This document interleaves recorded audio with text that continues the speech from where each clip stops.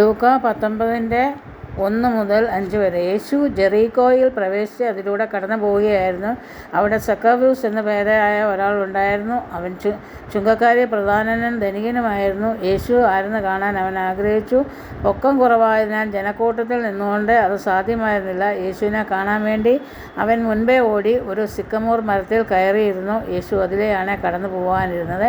അവിടെ എത്തിയപ്പോൾ അവൻ മുകളിലേക്ക് നോക്കി പറഞ്ഞു, സക്കാവൂസ്, വേഗം ഇറങ്ങി വാ, ഇന്ന് എനിക്ക് നിന്റെ വീട്ടിൽ താമസിക്കേണ്ടിയിരിക്കുന്നു.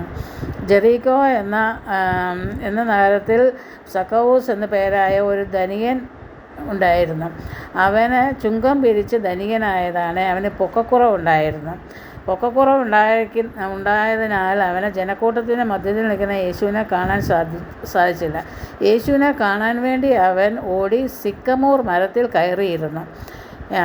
നമ്മൾ ജഡീക ജീവിതം വിട്ട്, പാപമംഗലമായ ജീവിതം വിട്ട് ആത്മീയ ജീവിതത്തിലേക്ക് കടന്നാൽ മാത്രമേ നമ്മൾക്ക് ദൈവത്തെ ദർശിക്കാൻ പറ്റത്തുള്ളൂ, അവിടെ ദൈവത്തിൻ്റെ കൂടെ വസിക്കാൻ പറ്റത്തുള്ളൂ.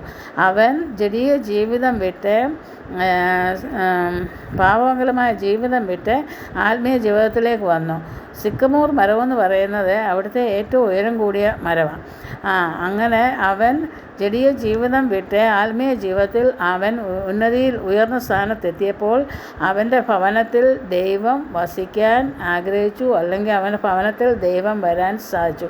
നമ്മൾ ഓരോരുത്തരും ജഡീക മോഹങ്ങളൊക്കെ വിട്ട് ആത്മീയ ജീവിതത്തിലേക്ക് കടന്നാൽ മാത്രമേ നമ്മൾക്ക് ദൈവത്തിൻ്റെ സഹവാസം ഉണ്ടാവുകയും ദൈവത്തിൻ്റെ കൂടെ ജീവിക്കാൻ സാധിക്കുകയുള്ളൂ.